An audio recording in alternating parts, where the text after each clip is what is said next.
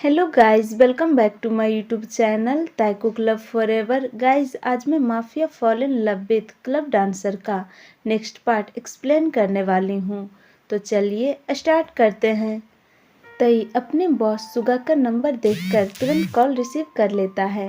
वह call receive कर hello कहता है। कॉल की दूसरी तरफ से सुगा कहता है, तई अब तुम कैसे हो, क्या तुम ठीक हो? तई कहता है, हाँ अब मैं ठीक हूँ। सुगा कहता है, गुड। मुझे तुमसे एक ज़रूरी बात करनी थी। तई कहता है, यस सर कहिए। सुगा कहता है, तुमसे कोई मिलना चाहता है। तई कहता है, कौन? सुगा कहता है, कोई खास पर्सन। तुम उसे अपना कस्टमर भी कह सकते हो। एक रिच कस्टमर जो तुम्हारी सारी तकलीफ़ों को दूर कर सकता है। तई को कुछ भी समझ में नहीं आया। सुगा कंटिन्यू करता हुआ कहता है, मुझे पता है कि तुम्हारा ब्रदर अभी कैसी हालत में है और कहाँ है। वह अभी बुसान की एक सिटी हॉस्पिटल में एडमिट है और मौत और ज़िंदगी से जूझ रहा है।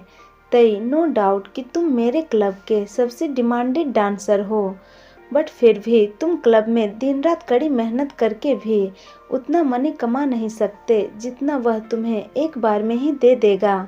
यह तुम्हारे पास एक गोल्डन चांस है, तुम्हें इसका पूरा पूरा फ़ायदा उठाना चाहिए।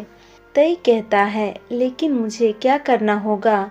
क्या वह मुझे सिर्फ उससे मिलने के लिए इतनी सारी मनी देगा या फिर मुझे उसके लिए कुछ और करना होगा?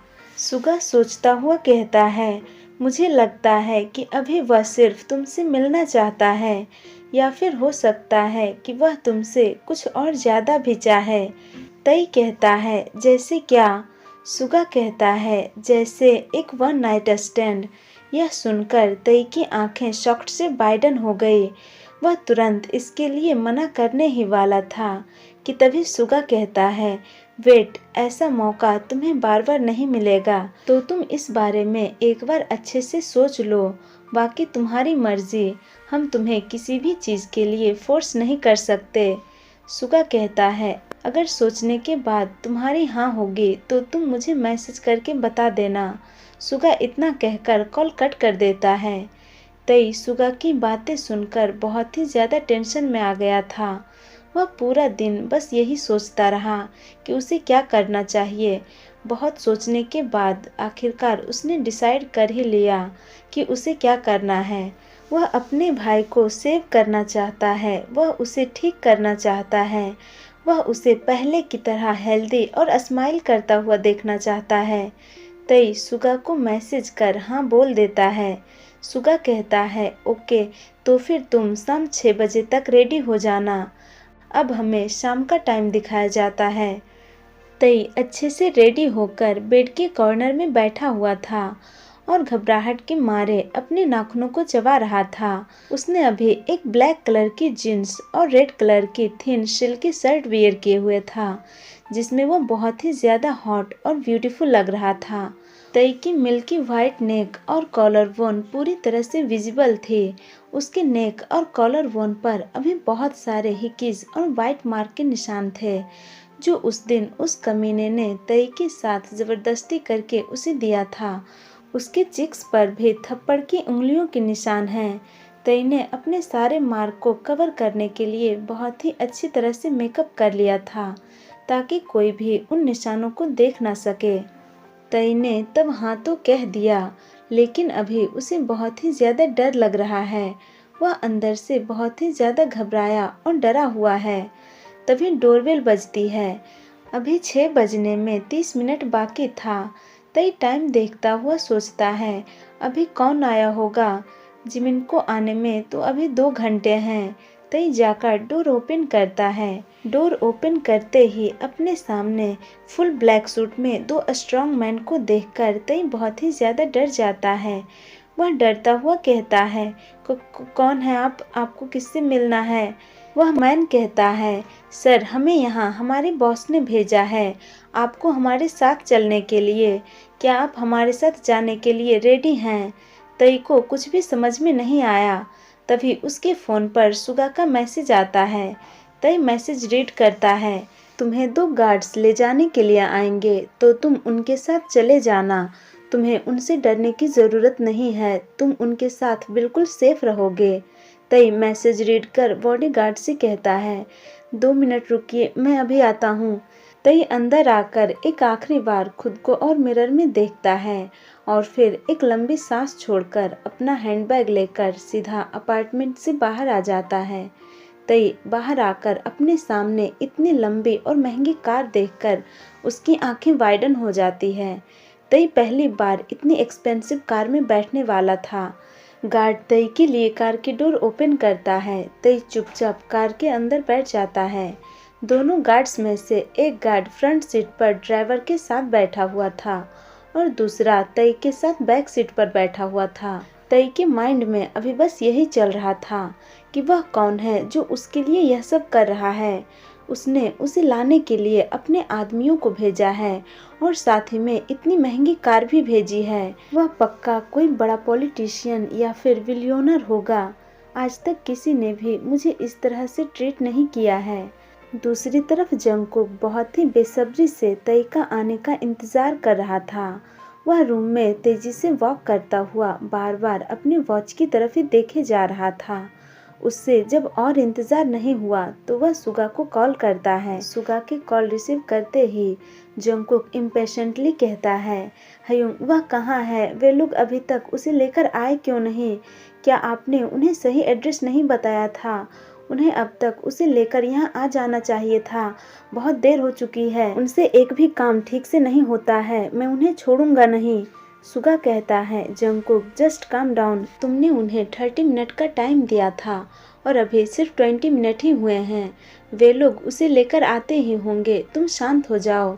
जंगकुक बस गुस्से में अपनी आंखों को कसकर बंद कर लेता है।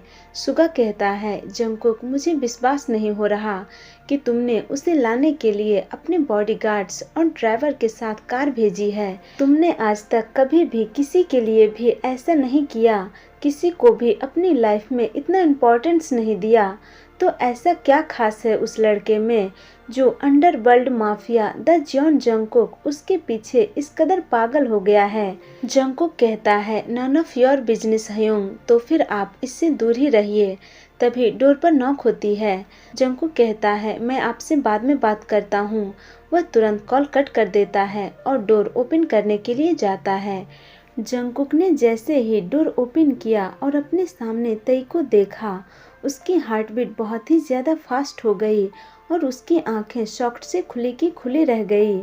तई रेड कलर की सिल्की शर्ट में बहुत ही ज़्यादा ब्यूटीफुल लग रहा था। उसके मिल्की वाइट स्किन पर रेड कलर बहुत ही ज़्यादा खिल रहा था। वह अभी किसी ग्लास डॉल की तरह दिख रहा था और उसके थिन शर्ट के कारण उसकी बॉडी शेप बिल्कुल क्लियरली शो हो रही थी। जंगकुक बस तई की ब्यूटी से मिसमराइज होकर विदाउट ब्लिंकिंग उसे देखता रह जाता है। तई के थिन पिंक जूसी लिप्स और उसकी मिल्की वाइट स्किन को देखकर जंगकुक को अपने गले में सूखापन महसूस होने लगता है। वह बहुत ही मुश्किल से अपना सलाइवा को निगल पाता है। तई वहाँ अपनी नज़रें नीचे करके खड़ा था। वह धीरे से अपनी नज़रें ऊपर कर अपने सामने देखता है तो वह अपने सामने एक टॉल हैंडसम यंग मैन को देखकर उसकी आंखें सरप्राइजिंगली वाइडन हो जाती है। वह बहुत ही ज़्यादा शॉक्ड हो जाता है। उसे लगा था कि सुगा जिस रिच मैन के बारे में उससे बात कर रहा था वह कोई 40 या 50 ईयर्स ओल्ड कोई ओल्ड मैन होगा, बट अभी जो मैन उसके सामने खड़ा है वह बहुत ही ज़्यादा यंग और हैंडसम है। तई जंगकुक के हैंडसम फेस से अपनी नज़रें हटा ही नहीं पा रहा था। वे दोनों अभी एक दूसरे को ही देख रहे थे। जंगकुक बिना तई से अपनी नज़रें हटाए गार्ड्स को अपने उंगलियों से इशारा कर वहां से जाने के लिए कहता है। गार्ड्स तुरंत जंगकुक को ग्रीट कर वहां से चले गए। जंगकुक तई को अंदर आने के लिए कहता है। कम इन। तई अपने हैंडबैग को टाइटली होल्ड किए हुए था। वह अपने छोटे छोटे कदमों से स्लोली वॉक कर रूम के अंदर आ जाता है। अंदर आकर तई रूम को देखकर बहुत ही ज़्यादा शॉक्ड हो गया। रूम बहुत ही ज़्यादा ह्यूज और लग्जीरियस था। वहाँ की हर एक चीज़ बहुत ही ज़्यादा एक्सपेंसिव थी और उन्हें उनकी जगह पर बहुत ही अच्छी तरह से रखा गया था। रूम में एक किंग साइज बेड भी था और उसके साथ साथ एक मिनी बार भी जहाँ हर तरह के ड्रिंक्स थे। जंगकुक डोर को अंदर से क्लोज कर तई की तरफ देखता है, जो अपनी आंखें बड़ी बड़ी कर सरप्राइजिंगली रूम को देख रहा था। यह देखकर जंगकुक के होठों पर एक छोटी सी मुस्कान आ जाती है। तई जब यह नोटिस करता है कि जंगकुक उसे ही देख रहा है, तो वह घबराकर तुरंत अपनी नज़रें नीचे कर लेता है और नर्वसली अपने लिप्स को बाइट करने लगता है। जंगकुक अपनी गहरी आवाज़ में कहता है, सिट डाउन। तई नोट कर चुपचाप बेड के कॉर्नर में बैठ जाता है। जंगकुक भी वहां सामने लगे चेयर पर किंग की तरह बैठ गया। वह कुछ देर तक तई को अपनी डार्क इंटेंस नज़रों से घूरने के बाद अपनी डीप वॉइस में कहता है, तुम्हारा नाम क्या है? तई धीरे से कहता है, तह्यांग। जंगकुक को यह सुनाई नहीं दिया। चलिए गाइज, तो इस पार्ट को मैं यहीं एंड करती हूँ। आप लोगों को यह पार्ट कैसा लगा कमेंट करके ज़रूर बताना और वीडियो को लाइक शेयर और चैनल को सब्सक्राइब भी कर देना। Thank you guys, thank you for watching. Tata, bye bye, good night.